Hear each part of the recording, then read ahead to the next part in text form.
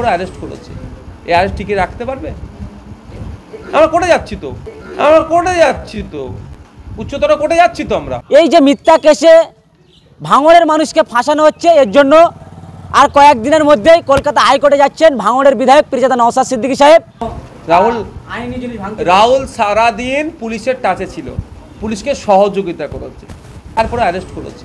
এই অ্যারেস্ট টিকে রাখতে পারবে? আমরা কোর্টে যাচ্ছি তো, উচ্চতর কোর্টে যাচ্ছি তো আমরা। এই যে মিথ্যা কেস যারা কাছে তাদের কি সাপোর্টের জন্য কোনো কোর্টে যাওয়ার কোনো পরিকল্পনা? যাবো তো, আবার এগুলো প্রশ্ন করতে লাগে নাকি? আইএসএফ আইনি লড়াইয়ের জন্য আইএসএফ কর্মীরা ভালো করে জানে যে ভাইজান আছে, উকিল আছে, লড়ে নেব আইন।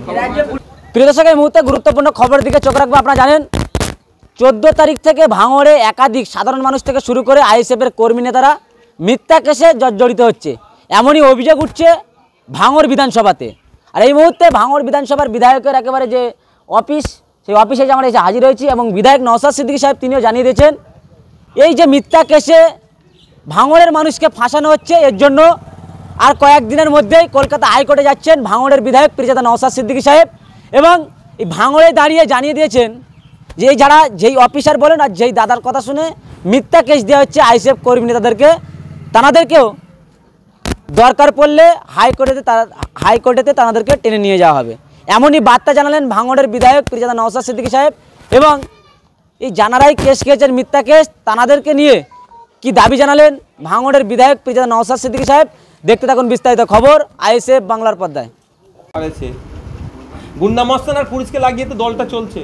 গুন্ডামস্তান কথা বলছি, পুলিশ নিরপেক্ষতা কাজ করুক, 24 ঘন্টা এই রাজনৈতিক দলকে মানুষ ছেড়ে পালাবে। মারধর করতে হবে না, পুলিশ শুধু বলে দেবে আমি ভাই তোমাদের হয়ে দালালি করতে পারবো না, তোমাদের হয়ে চাটিকাটিতা করতে পারবো না, দেখবেন এই তৃণমূলের নেতারা ঘরের বাইরে বেরোবে না, অন্য জায়গায় পালাবে।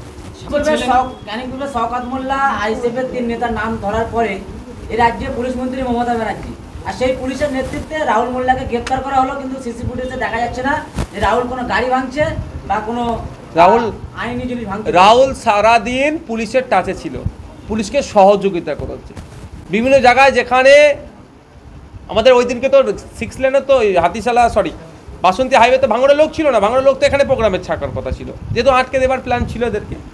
ভিন্ন জায়গা থেকে যারা এসেছে তাদেরকে কনভিন্স করা, ইভেন আমি সেটা নিউজও হয়েছে, রাহুলকে ফোন করছি যে লাউড স্পিকারে ফোনটা দাও, ও রাহুলের ফোনের মাধ্যমে লোককে শান্ত করার চেষ্টা হচ্ছে। লাস্ট যেটা ঘটকপুকুর মোড়ে রাহুলের ফোন থেকেই কথা বলে তাদের সাথে আলোচনা করে রাহুলদেরকে ডেকে নিয়ে এসে এখানে কথা বলে মাইকে বুঝাও, রাস্তাটা ক্লিয়ার করার জন্য ব্যবস্থা করা হয়েছে, তারপরে অ্যারেস্ট করেছে। এই অ্যারেস্ট টিকে রাখতে পারবে? আমরা কোর্টে যাচ্ছি তো, উচ্চতর কোর্টে যাচ্ছি তো আমরা। এই যে মিথ্যা কেস যারা কাছে তাদের কি সাপোর্টের জন্য কোনো কোর্টে যাওয়ার কোনো পরিকল্পনা? যাবো তো, আবার এগুলো প্রশ্ন করতে লাগে নাকি? আইএসএফ আইনি লড়াইয়ের জন্য আইএসএফ কর্মীরা ভালো করে জানে যে ভাইজান আছে, উকিল আছে, লড়ে নেব আইন। রাজ্যে পুলিশ মন্ত্রী মমতা ব্যানার্জি আর সেই পুলিশ মমতা ব্যানার্জির কিছু আর কি এমএলএ বলছে যে এই 3 জনকে গ্রেপ্তার করলে ভাঙড়ে ঠান্ডা হয়ে যাবে, এমনটাই কিন্তু বার্তা দিচ্ছে। ভয় পাচ্ছে কেন এই 3 জন? এই 3 জন নয়, এই ধরনের অনেকেই আছে, ওরা কজনের মুখে নাম বলেছে। এদের বাচ্চা ছেলের কাছে ওরা বড় বড় বয়স্ক লিডারগুলো হাঁপিয়ে যাচ্ছে, কারণ ওরা দুর্নীতি করে, এরা বুক চুপ ফুলিয়ে চলে, কারণ যে মানুষকে এরা রুজিরুটির ব্যবস্থা করে দেয়, ওরা রুজিরুটি কেড়ে নেয়, ওরা চুরি করে, এরা চুরি বন্ধ করতে চাইছে, এই জন্য ভয় খাচ্ছে। চোর তো দিনের শেষে ভিতর থাকবেই ভাই, যতই পাওয়ারফুল হোক না কেন, চোরই হয়।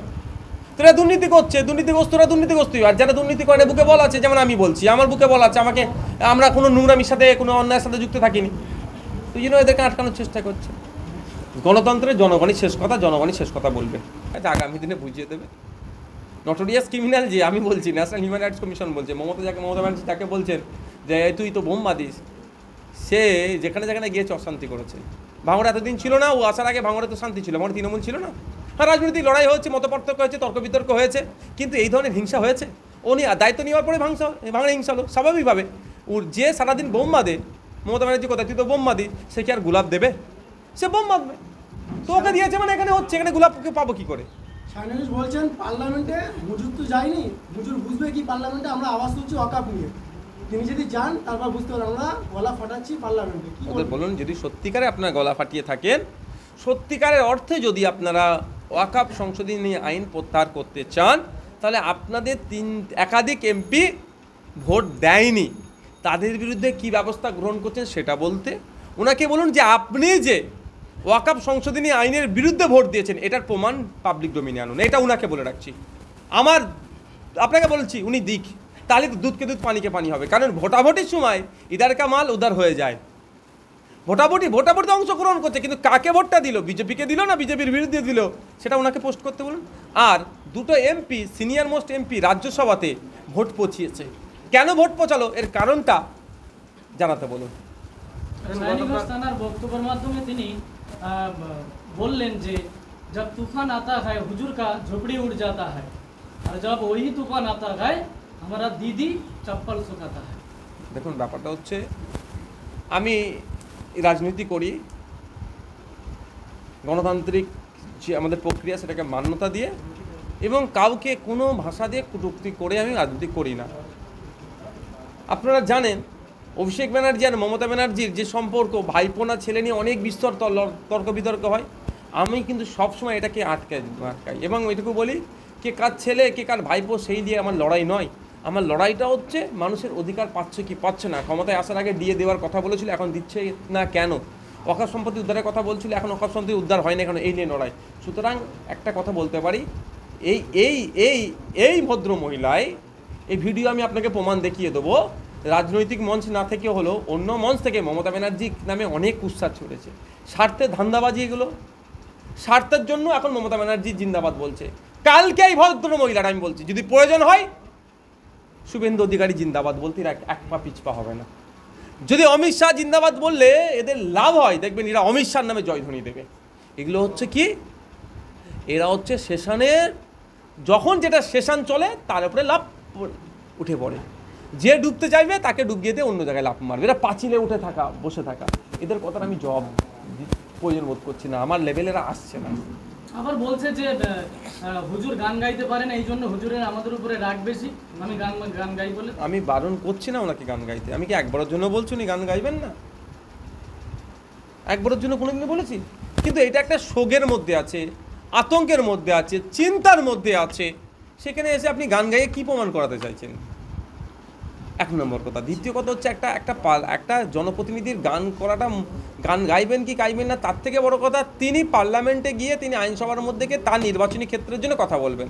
আমি সায়নী ঘোষ মহাশয়কে চ্যালেঞ্জ করছি, উনি এই যে প্রায় 6 মাস হয়ে গেছে এমপি হয়েছেন, 6-8 মাস হয়েছেন, তো এই 6-8 মাসের মধ্যে যেখানকার ভোট চুরি করে উনি ক্ষমতায় আসলেন, ভোট চুরি হয়েছে, তো চুরি এই জন্য ভোটের দিনে আমাদের এজেন্টকে বসতে হয়নি, মাথা ফাটিয়েছে, মহিলাদেরকে ছাড়ে নিয়ে আমাদের নেতৃত্বদেরকে ডিটেন করেছে পুলিশকে দিয়ে, অবৈধ পন্থা অবলম্বন করে উনি জিতেছেন, যেহেতু ওনার কাছে সার্টিফিকেট আছে।